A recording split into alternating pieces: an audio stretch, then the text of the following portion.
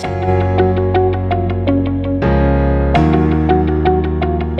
everyone and welcome back to another video here on Sam's Crafty Castle. Today we get to do something kind of interesting and fun.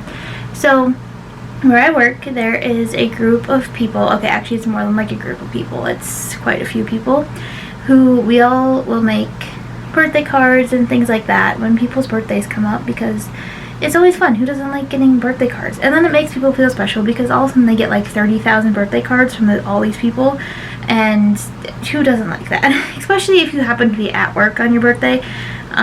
It's, you know, it's always nice and let you know people care about you and are thinking about you, and it's why we give anybody birthday cards, whether it's our sister or our dad or our moms or our cousins or whatever. It's the same reason.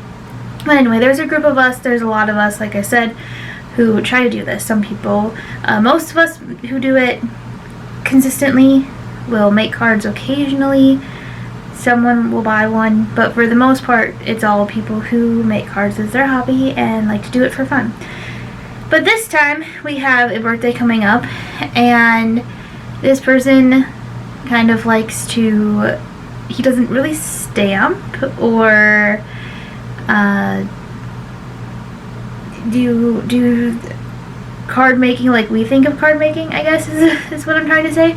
But he does like to make cards for people, and he'll do it sort of like you might do it with your kids, and just cuts up paper and glues it together to see what he can make. And he makes some really, really good creative stuff. So we were challenged by one of the people who, or a few of the people who tend to more consistently make cards for our coworkers, and we decided we were going to try to make a card like they do. So I thought that sounds like fun, and then I thought that sounds like a fun video too, because I don't know what's going to happen. I don't know what we're going to do. I just know that I am not allowed to use any of my stamps or dies. I am pretty much no inks, no nothing. And it's really funny how used to you get to having access to all of your supplies. And so it's like really a back to basics card here, people. The person who told me about this actually said to me, pretend you were 5 years old. Make a birthday card like you would have when you were 5. And I went, okay, well that sounds like fun, and I needed to make it, and I went, you know what, I'm gonna film it because this could be fun. I have kind of an idea of what I want to do in my head. We'll see how it comes up. So I am not going to live voice over the video. I'm going to film it and then voice it over and edit it like I normally do, just because it's easier. This camera doesn't have a great microphone on it, and it's very, very far away from me. It's not up on the ceiling, but it's quite a bit above me when I'm filming, so it just wouldn't pick anything up. And it doesn't have an external mic, which is something I wish I would have thought of when I first bought the camera, but it wasn't. So, oh well. And so yeah, so you'll get the after me voiceover, but like I said, I have a little idea of what I want to do, and we're gonna see how it comes out. So okay, here we go, on to the actual project. So I'm just going to use this pattern paper pack that I have, and thinking back on it, I should have just used some of the scrap pile that I have, but I've been trying to use up more of my pattern paper too, and this felt like a good reason to use it, because they just said I couldn't use stamps and dies and ink and things. Nobody said anything about pattern paper, and like that's a normal thing that a kid would have access to, I feel like, and use to make a card, so I think that's okay. So I just was gonna go rainbow because rainbow is easy, right? And so they didn't have any red in that paper pack, so I started with orange, and we did orange, yellow, and green. Then I decided to add some blue, and then I'm trying to think if I want to add some red in there because I had a solid piece of red just as a piece of scrap paper, basically, and decided not to use it. I ended up using it on a different card I made after this, actually, but still. And then this card is very simple, because it has to be. I will say, though, coming from the end of the whole process now, it comes out much better than I expected it to. And I'm actually very happy with it. I almost want to try and see if I can figure out a way to make it with stamps and dies, which I might be able to do. I don't know. I'll have to think about it. Okay. So I'm attempting to make a birthday cake, essentially, because 5-year-old Sammy would definitely just, like, put a birthday cake on a card, and then at this point is when I decided, wait, 5-year-old me would have also wanted to put balloons on the card. So I decided to move everything over a little bit so that I could put some balloons on the card as well. So I am adding my candle in. I just cut up another piece of paper, and I'm going to try to cut out a little flamey piece for the candle, which I will say that it comes out fairly well. I just kind of cut off a little chunk in the general-ish shape of a flame, and then trimmed it up to round off the edges, if you will, and make it look even more like a flame. And then I'm going to make the balloons, and I am changed my mind like 8 times on the balloon. And I actually do bring the red back and use the red in the balloons. I forgot all about that. So I guess I do use that red piece of paper eventually. So now I'm just going to cut out. First I started it this way, and I kind of just like cut out sort of a circle-y shape.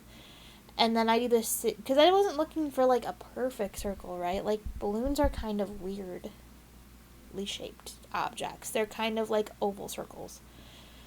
And so I just kind of was like, I don't have to be super specific with my shape. And then I have corners on it from cutting it out, and then I just trim those off.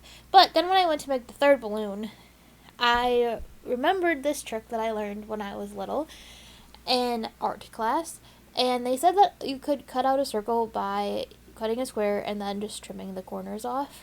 And it always frustrated me when I was little because it didn't really make a circle. Like, it makes a very awkward shape, and it always bothered me. So I was like, well, I'm just going to try again and see if it was just little me who couldn't figure out how to turn it into a circle. And it does. It makes an okay circle, but it's still kind of an awkward shape. It's hard to get all those corners to, like, round off into a nice circle. But it actually works really well for my balloons, and then that ends up being a really big one.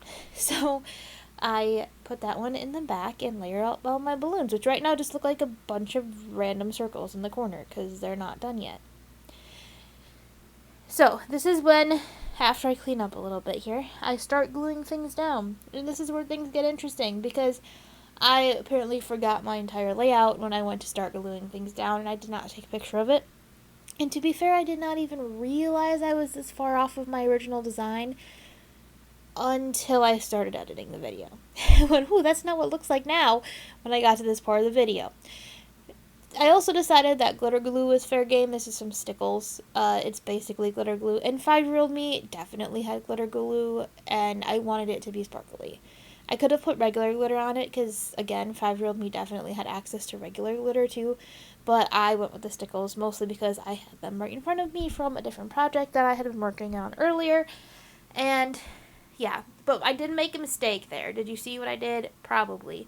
I put the Stickles on the flame before I glued the flame down to the card, which was really stupid, because then I couldn't glue the flame down to the card because I had to wait for it to dry for like ever. So I actually ended up kind of like ruining the Stickles and sticking my fingers in it and then gluing it down and then re-stickling it.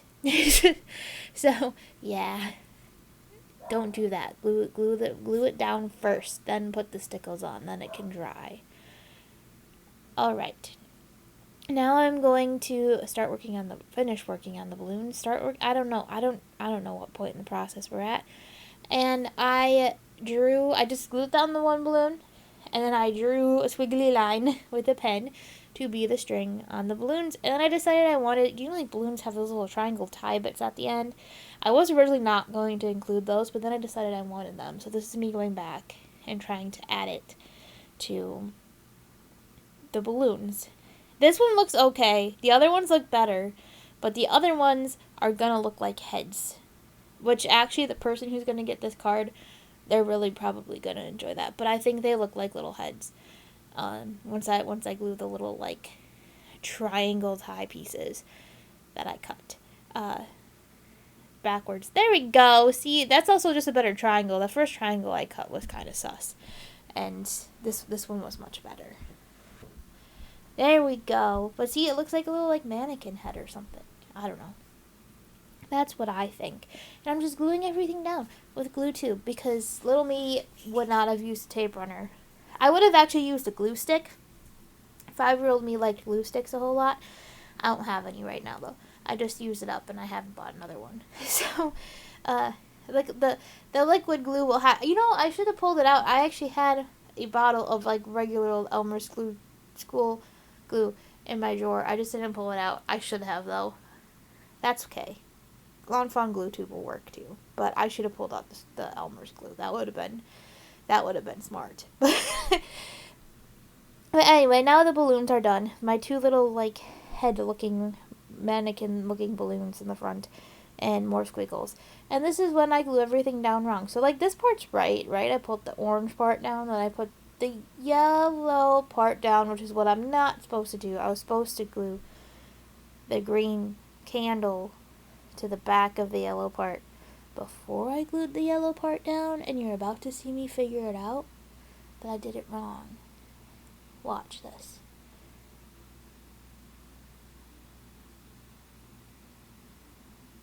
Okay, nope, I didn't leave enough room for my candles. There was my first mistake.